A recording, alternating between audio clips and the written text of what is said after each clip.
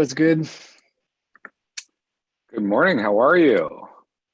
Good, good evening from where we're at. Good morning where you're at. I'm perfectly fine, man. Enjoying the rest of my day here in Mexico. Excellent. Where at Mexico are you? South of Mexico, it's a small place called Huitzilac, and was here because I had a Spartan race last weekend, which I did successfully. And now we're going back to Oaxaca this weekend. Excellent. Very good. I just talked to another remote leader that's in Maca, and I just got from Sayulita myself a couple weeks ago. Where were you at? I was in Sayulita. Where's that again? Just outside Puerto Vallarta. Yeah, pretty cool. And who's in Oaxaca? A leader that she's a remote leader, or excuse me, a remote work consultant working with a variety of different companies that I was talking with about just what does it mean to have highly effective remote teams that are geographically distributed. Pretty cool. Is she Yeah. an interesting person to talk to? Yeah, it was a fun conversation. Nice. I might schedule something physical in Oaxaca. I've started interviewing people physically this year. I actually have 4 or 5 Mexican entrepreneurs scheduled tomorrow for Mexico City. Since I'm near, I'm just going to go up, and from there, going to go down to Oaxaca. So, yeah, feel free to send me her info so I can book her in. Sounds good. I'll see if she's interested. All right. Are you ready for the podcast? Did you know what to expect? Any last minute questions? Yeah, I took a look. Do you? I mean, I didn't get anything from you ahead of time on any questions or anything that you might be asking, but I'm happy to dive into anything. Yeah, that's basically because I don't like structure that much. Well, in that context, I feel that structure makes a lot of podcasts boring, and I like to go, like on not beaten tracks slash paths, if I can say it that way. Makes things way more fun, and we can dive in specific rabbit holes. But obviously, I speak about outreach and your background, and pretty much all that you've been into, and obviously would talk about Spot because such an interesting business. Sounds good. I've got a little bit of a choppy connection on my end. I'm not sure if that's your internet or mine. But Could be both. Let me been a just bit turn off all my inconsistent. windows here. Okay. Yeah, it's good chances that it's on my side.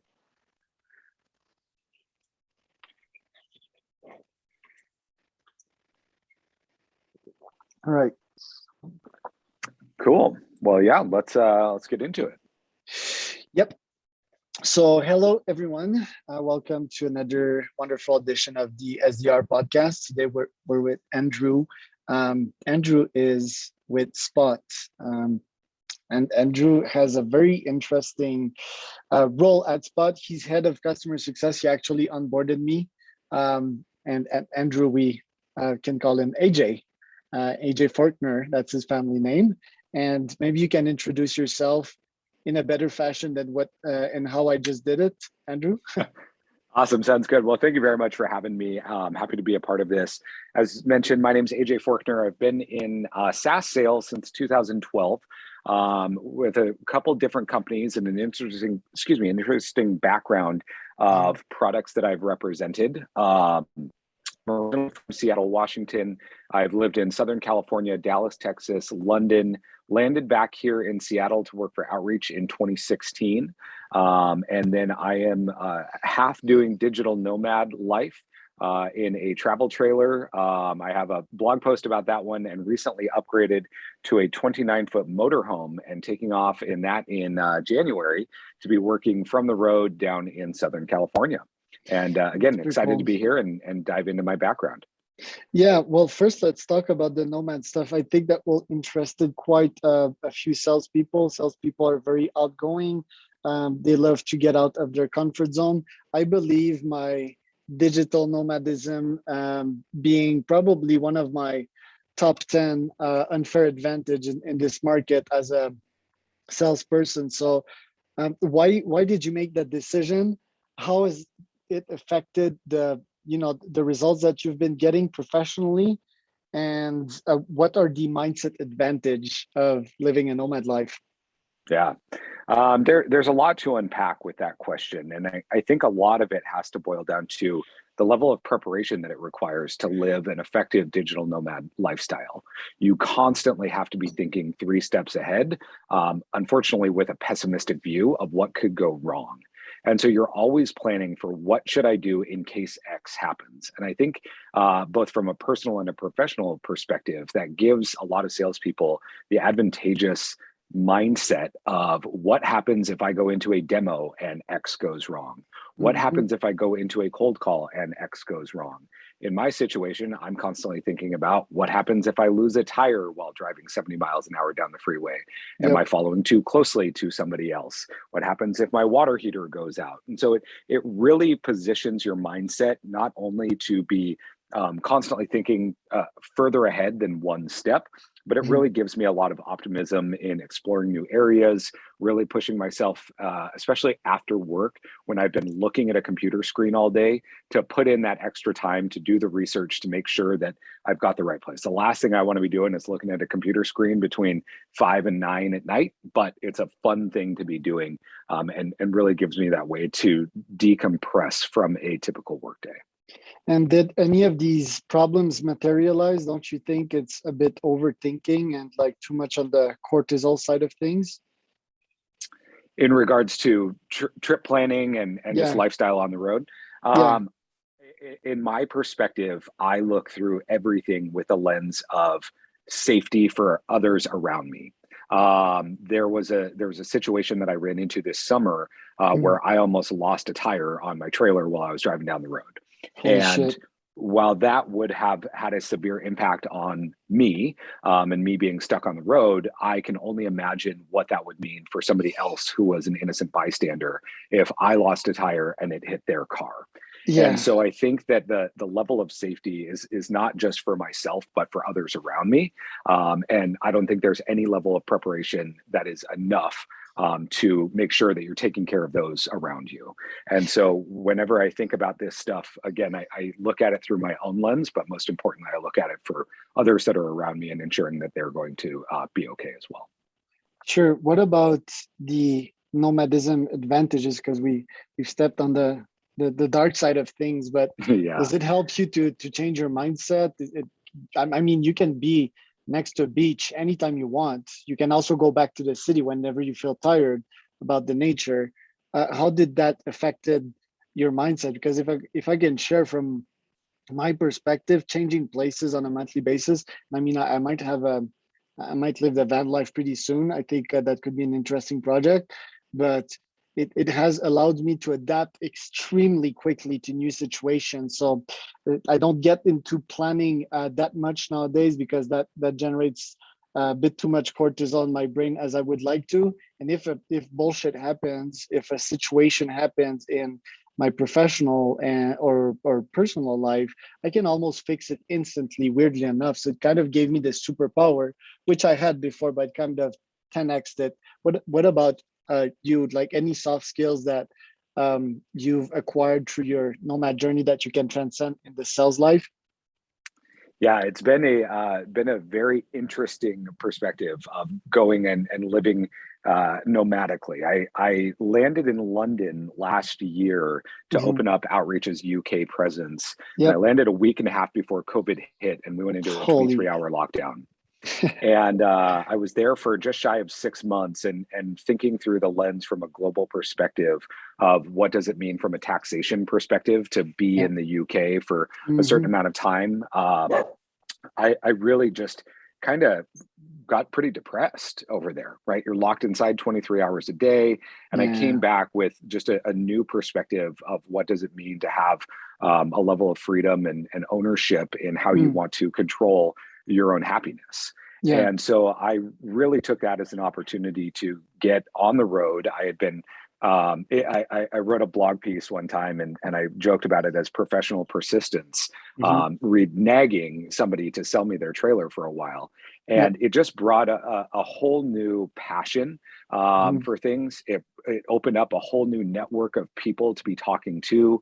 I've been fortunate enough with my time at Outreach that Outreach has started to gain enough of a presence that I can be in a campground, which campground people are very, very interesting and very, very social.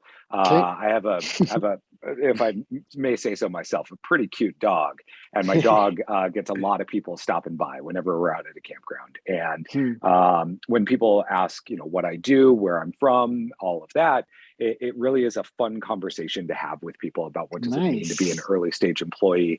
And it's also a unique demographic that you meet in campgrounds, and it's typically a lot older generation. And so it gives you great opportunity to both tell your story, but listen to theirs as well, glean advice about being on the Very road, nice. everything from how they support their Wi-Fi setup and infrastructure to Okay. helping somebody out and lending a hand. It Okay. has been really fulfilling. Yeah, and I guess like because there's various demographics traveling, older people as per se, that work their whole life to get where they are. It's a bit sad, but it's cool that they made it in the end.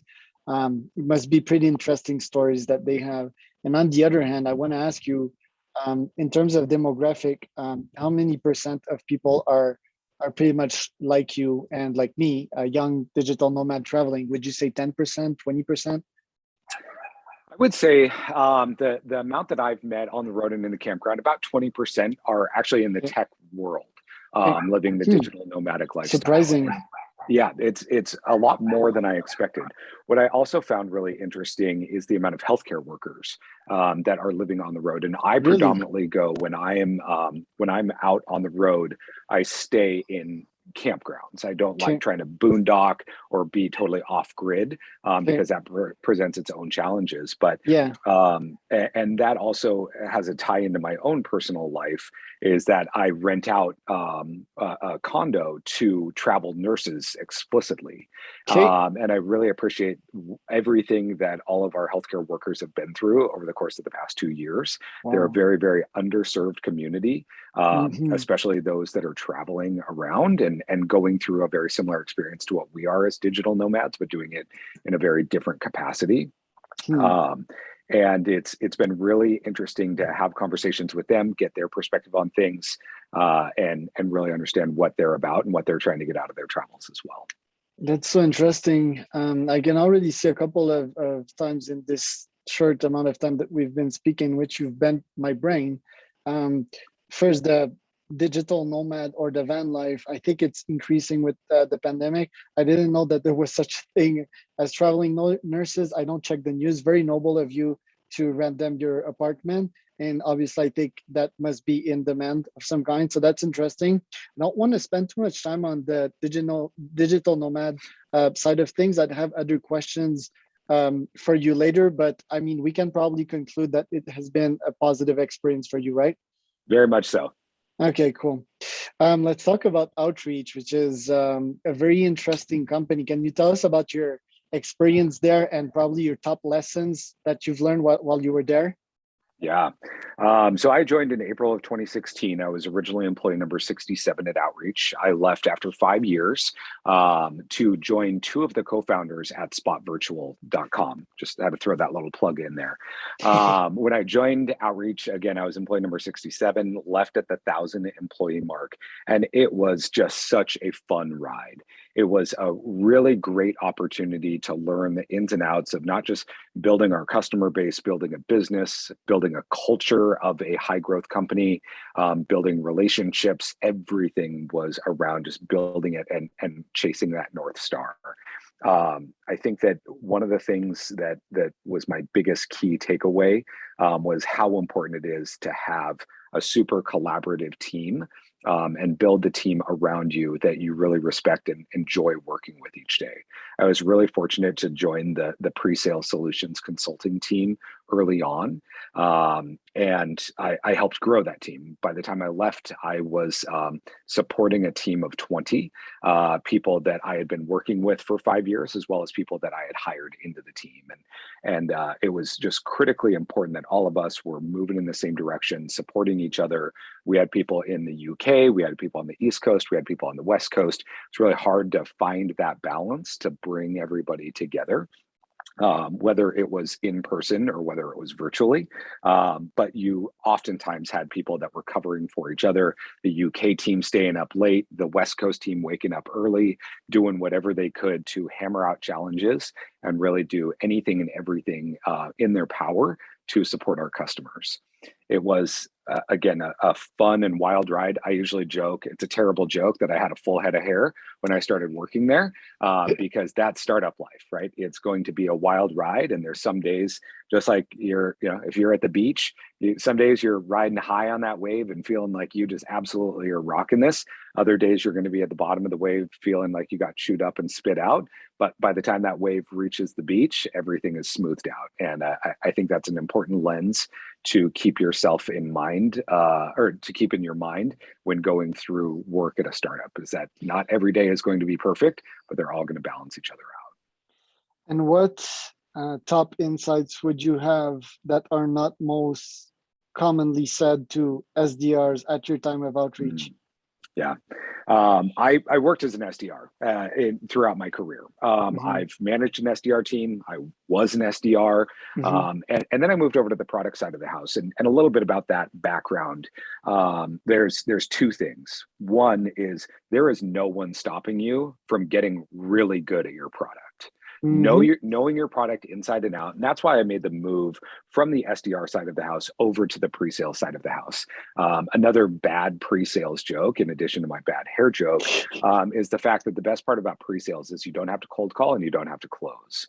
And so I really identified that as a great integral part of my skill set, is being able to do deep discovery with customers, listening to their pain, tying it back into the value that my platform brings, presenting it in a way that is fun and engaging to your participants, but also being able to get very deep on the technical and the integration side of things. And again, there should be nobody in your company that is prohibiting you from knowing your platform inside out, upside down, forwards, backwards, whatever way you want to look at it. If there is somebody blocking you, either go around them or find a different company to work at, because that is the easiest way for you to make that transition and get really good from an SDR up to whether you want to be an AE, whether you want to be in account management, whether you want to get into pre-sales, whatever it is, getting to know your product is extremely important. Yeah, that's so important. Can you define pre-sale? Because if you don't need to make cold calls, I guess you'd have to send some cold emails to discover who would be. I mean, pre-sale to me is 80% research and 20% outreach. Am I getting that one right? Yeah, pre-sales in the lens of being solution. Well, there's a variety of different titles for it. Solutions consulting is one of the most commonly used ones. Solutions engineering. It's really the people who are, if you think about in larger companies, oftentimes the layer between account executive and product management. It is the pre-sales solutions consultant's job to know that platform and to be able to understand how it fits into the competitive market, being able to demo it really well, being able to understand the customer's technical stack and how you're going to integrate with their tech stack, helping them understand the value, the ROI, what you're going to be bringing to the table. So again, it ties into a lot of sales skill set, but without the responsibility of drumming up the new business or necessarily getting it all the way to getting through contracting and pricing negotiation. You are building value throughout the sales cycle and responsible predominantly for the product representation. So you did that for around 8 months. How big was outreach at that time? Because that title seems to be specific for a specific size of company and probably in the software area, correct? It exists across the software environment. There's actually a group called the Pre-Sales Collective that if you're interested in learning more, going from an SDR role into technical pre-sales, they've actually launched a pre-sales academy focused on people that are looking to crack into that. If it's something you're interested in, I'm happy to connect you with the leader of it. But it is a role that persists. That community over the course of the past year has grown to about 15,000 people. Everybody that has been career experienced solutions consultants to people that are novices or looking to enter that space. And it's oftentimes the most overlooked role inside of the sales process. And it's one that is critically important in understanding, because if you think about the account executive role and people that are really good at drumming up the new business or are really good at closing, but don't want to get deep into the product, that's what your SC is for. I mean, knowing your product is such an important thing. I mean, just today I had a conversation with my team about product market fit, which is probably, 80. I'm an SDR agency. It's probably 80% of the equation, getting to that product market fit. So I don't know, testing 10 products with 10 different niches and seeing which one can fit together. And once you have that, you can triple, quadruple, 10x down on your winning set, your winning streak. So I mean, that role is quite interesting. And when you kind of left outreach, you were a senior manager, so you were managing a bunch of these pre-sale guys. I think you told me it was 20 of them. How is it? How was your experience managing all of these guys? And any tips for any sales leaders in the field? Yeah, I want to first call out the fact that it was guys and women that were on my team. And I think that that's an important thing to recognize, is that women in technical pre-sales are oftentimes underrepresented. And it's something that the industry as a whole is working towards improving and getting better representation inside of there. But from that perspective, I think that there was a lot to unpack. We went from a very, very small team to a team of 20, and it's actually upwards of 30 people now since I left.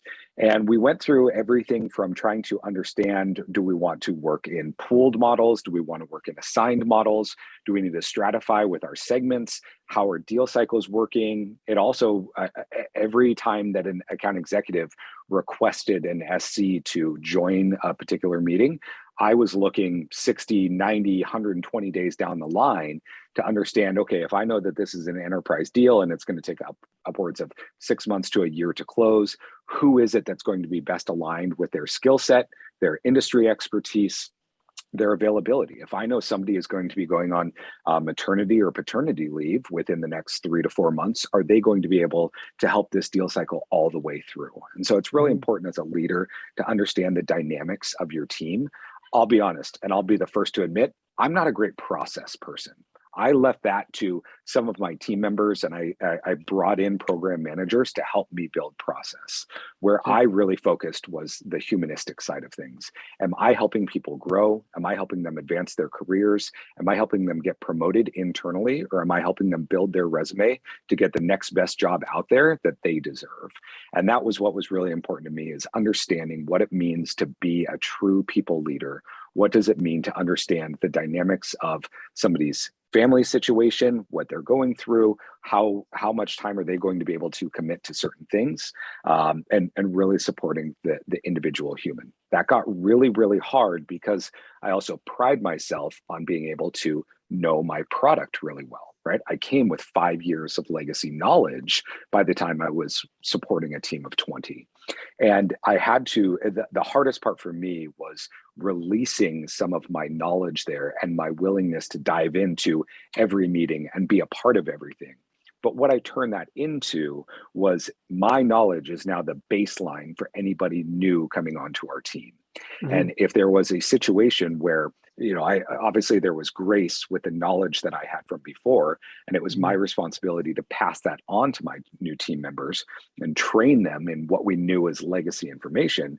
But when I started to dive deeper, if I really grasp onto something, especially from the pre-sales capacity, if I knew more about a new feature that was released than somebody on my team did, we needed to have a conversation about that. I needed to make sure that I was giving them all of the additional resources that were granted to me so that they could be that expert, because it was no longer my responsibility when supporting a team of 20 to know everything product related. It was to facilitate and provide them the opportunities to learn more about that. So how do you make sure to shorten the learning curve as much as possible? SOPs, 1v1s, what's your magic formula there? Yeah, I think that it comes with a lot of requests for help from your own team. And that comes from building the team correctly in the first place. When I am bringing on new team members, I'm getting a lot of buy-in from the existing team to ensure that they think this person is going to have the attitude and the aptitude to be able to learn this job really well, as well as take my team's feedback very early on in the process when they are onboarding these people to understand their hunger and aptitude to be able to learn the platform. Any product can be represented by anybody, but it really takes your willingness to dive deep into it. I'm not asking people to work 18 hours a day to dive deep into it. There's a curve, right? Just like any change management aspect of things, there's going to be times that you start to get it and you're really going to lean into it. Again, if you're working after you're an adult, right? You know what your hours are going to be. If you want to work from 7 till 10, because that's when you are the most focused, absolutely go for it. Do I want to see that on a regular basis? Absolutely not. I want to see you logged off the computer. But with that being said, I think it just all comes down to setting reasonable expectations with people. With all of my new hires, I let them know what my expectations are of them. And I also ask them to write out their expectations of me, because I don't want to be the person who is managing from a top-down perspective. I'm very much a bottoms-up leader to give my team everything I can to support them and them being successful. Any demographics or psychographics when it comes to the best pre-sale people that you've hired? Absolutely. Coming from the outreach perspective, I had actually a few SDRs that we brought in as pre-sales solutions consultants. And again, it was those people that had dove really deep into understanding our product, being able to tell the story and being able to share their own stories, being able to tie those stories into what they've heard from customers during the discovery process. When I was an SDR in your team's shoes, I was doing X before, and now I'm doing it this way with outreach. And these were the results that I had. There was both people that I was willing, there was a fine balance of people who had product experience as well as industry experience. If you had industry experience, I can teach you the product. If you have product experience, I can teach you the industry. And so I had a lot of internal movement from SDRs over to my team because they had the ability to articulate what the value was. They had built up their confidence in having initial conversations because they're such good cold callers, and being able to snag attention from people who don't necessarily want to talk to you. The same thing goes inside of demos. You've got a variety of different personas on a demo, and not everybody is going to be interested all the time. If you treat it like a cold call, show them something compelling, keep them engaged, you're going to have a successful demo. Cool. So yeah, innate curiosity, a thirst for knowledge, and probably like deep empathy slash a bunch of soft skills and EQ skills. In terms of demographics, were there students out of college? Were there on their second jobs? Were they like young people? Any demographics for us? Yeah, I didn't ever really look at age that was tied into it. I was really looking for the experience that they had. If you, I'm trying to think of what the most unique, actually, I can think of one off the top of my head. We brought over a Salesforce consultant and turned him into a pre-sales person. We brought over people who had been in pre-sales for a really long time and knew how to do really deep discovery over and taught them our product. There was really nothing correlated to age necessarily. It was all about experience, aptitude, and attitude. And I guess budget wasn't of concern at that time, right? I think Outreach got funded multiple times. I think it was a very, and it still is, a cash printing machine. And I think, you didn't have much constraints when it came to yearly salary, right? I mean, we remain competitive in the market. Just getting those rounds of funding didn't come directly into my budget, but I was able to be very, very competitive. And what's interesting about the pre-sales perspective is because you are tied into sales, oftentimes you are on a commission-based compensation. Industry standard for the most part, from my experience, has been 70% salary and 30% variable. And it's typically broken out by quarter. And how you're assigned to that could be by your segment performance. It could be by the pod performance. It could be off of MBOs. It could be a variety of different ways, but it really keeps the sales hunger and the desire to win strong when you have that type of equity compensation aspect in a pre-sales capacity as well. Pretty cool. Do you have a hard stop, or do you have a bit of time to discuss about Spot? Yeah, I'm happy to keep going. Want to discuss about Spot because it's such an interesting app. I've personally used it, never like converted, but who knows, 2022 might reserve that for us. The metaverse, it was so big in 21, probably gonna keep getting bigger. And I mean, remote work and collaboration tools and Zoom, which is every time we used to have a meeting, you used to tell me, hey, let's do it on Spot. I was like, yeah, let's do it on Spot. But it's a pretty cool app, and it was made by some of the co-founders of Outreach. Can you tell us a bit more about the app and your role there and everything that you've learned? Must have been a wild ride since around 9 months, I'm pretty sure. So tell us about those juicy details. Yeah, absolutely. It has been it's been super fun to be back at the point where there's just 7 to 10 of us at any point that are hammering out and taking customer feedback and going and building against it. We have our kind of North Star of what we want to be doing, but what's really interesting about this, and if anybody has ever heard the Outreach background story, is that the founders of Outreach went through a pivot very early on in building out Outreach.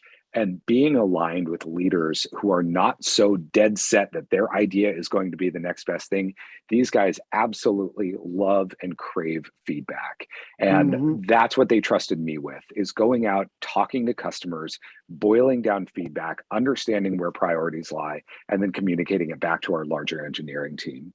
It has been Spot Virtual, for anybody who's not familiar, and you mentioned the metaverse, which interestingly enough, you know, the metaverse and the announcement, we call him Uncle Mark, right? Uncle Zuckerberg, who came out with a lot of, you know, there's a lot of just buzzwords, and it's almost like that when everybody was talking about machine learning and AI for a while, and everything had machine learning and AI, right? Yeah, now it's everything metaverse, and yeah, it's one of those things where the buzzword is thrown around quite a bit, and we really try and be on the, for lack of a better term, say the far left of it, right? I'm going to look at Meta and all of their products and people that are wearing VR headsets for every meeting that they're on. We don't think that's going to happen. Do we think meetings are going to happen in the metaverse in the future? Absolutely. Do I think a CFO of a large company is going to approve $300 to $400 headsets for people to be managed by IT and all of that? Absolutely not.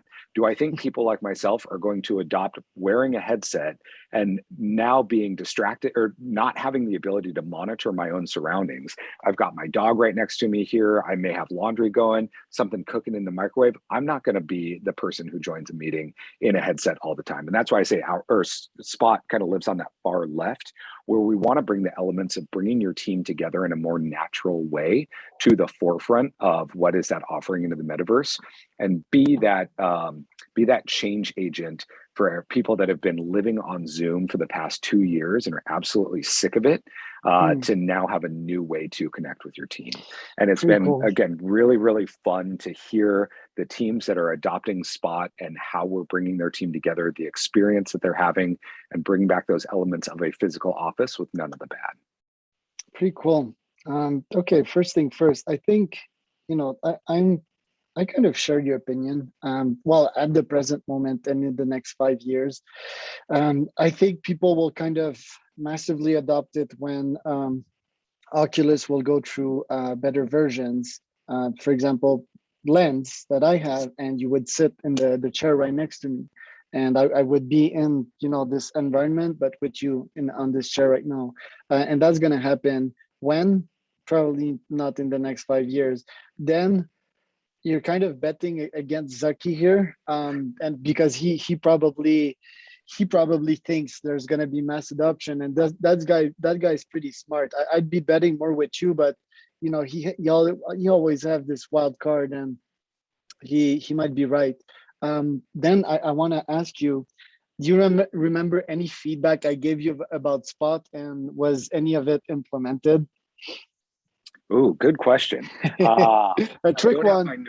I don't have my notes in front of me of exactly the feedback you gave me initially, but what's been super fun about this and this journey of going from big to small again is that any feedback that I take, I almost or any feedback that's ever sent to me, and my team can attest to this, is that it almost instantly goes into our team channel for everybody to review. And so being the, for lack of a better term, the filter that passes along information over to people has been a lot of fun. And I would encourage you and ask you to come back over and let's do our next meeting inside a Spot so you can see the changes that have been implemented since we were last in there. But moving fast.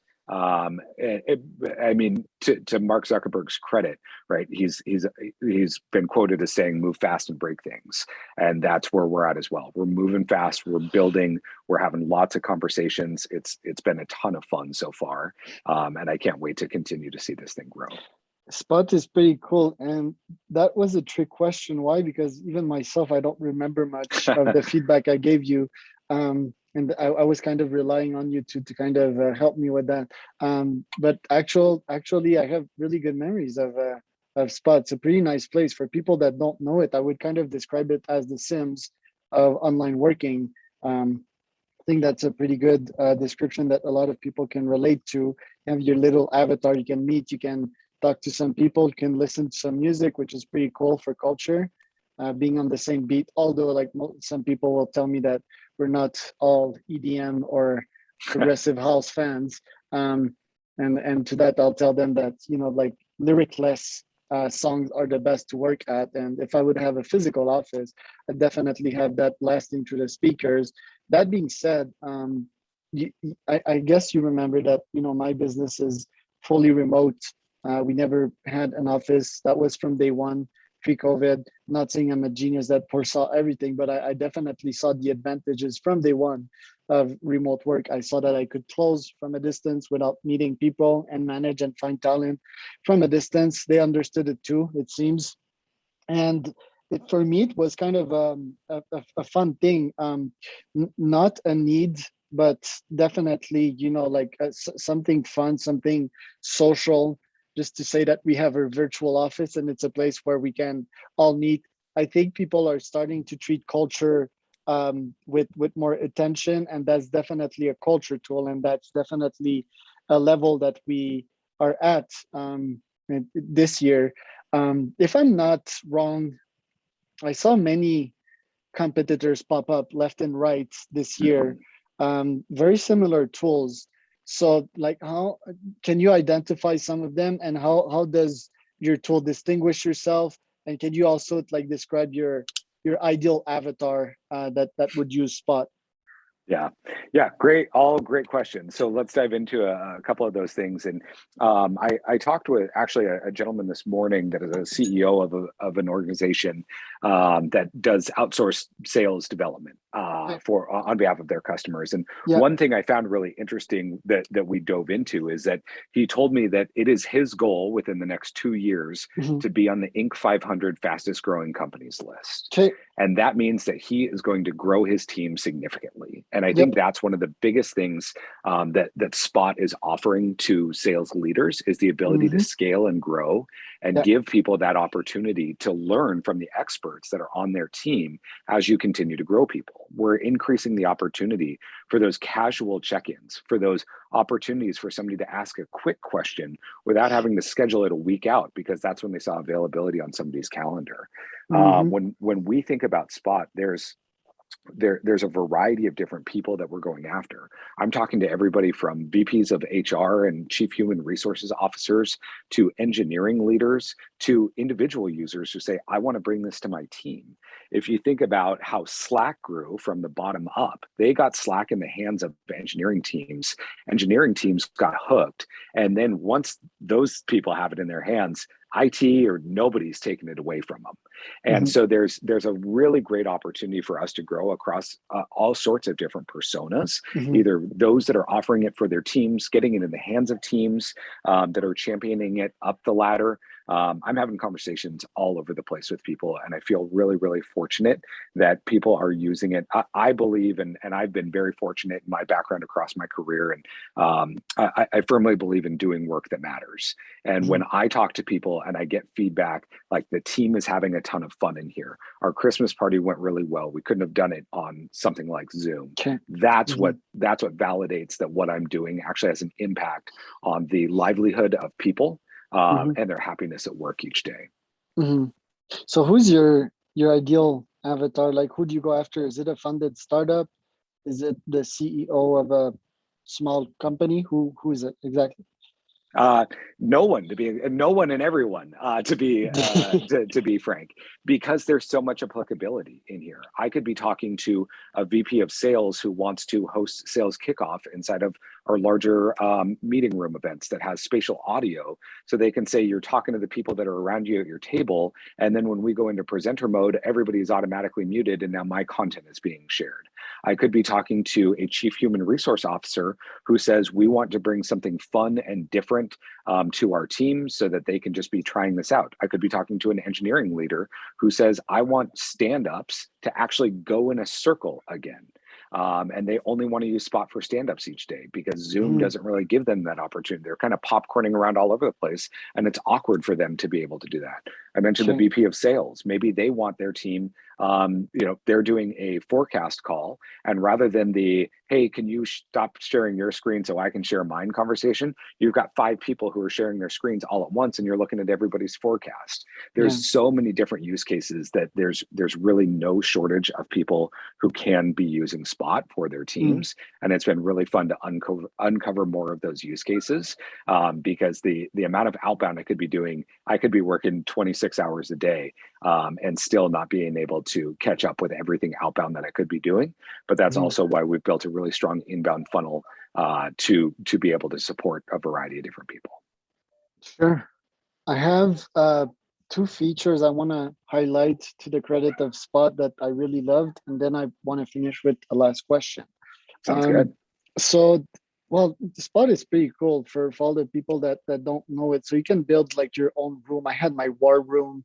I had, a gigantic chess player. I'm a chess player, and even a pool, like so we could have party.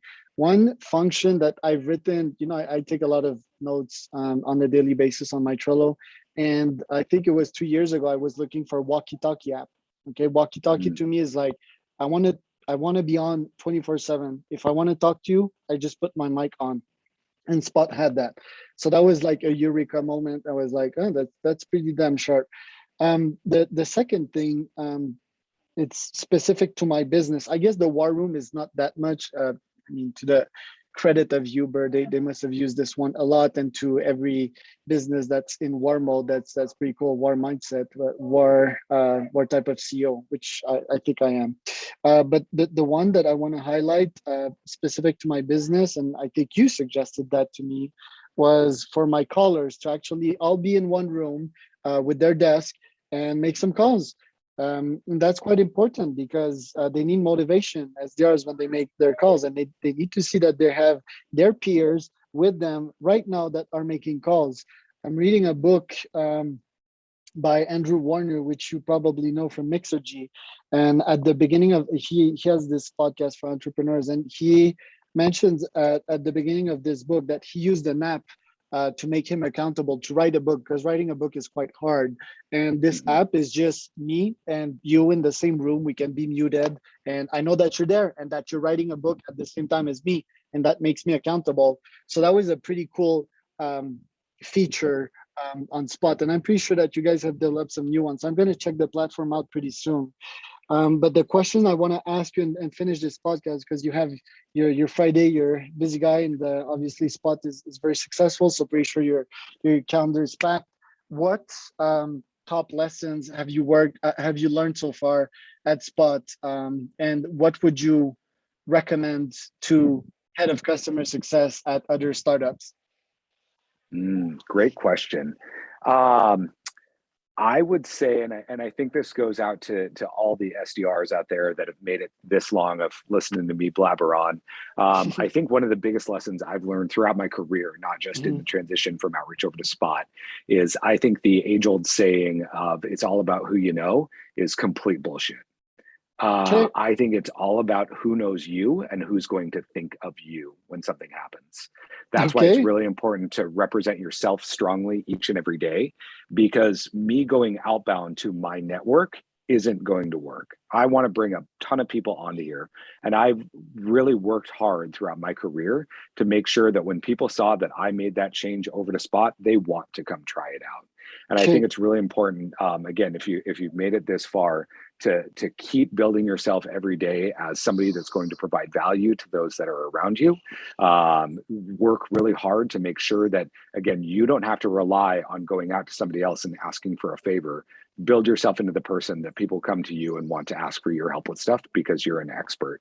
And I think again, I am by no means an expert in a lot of things. I can change a tire on a trailer really easily, so you can call me an expert on that one.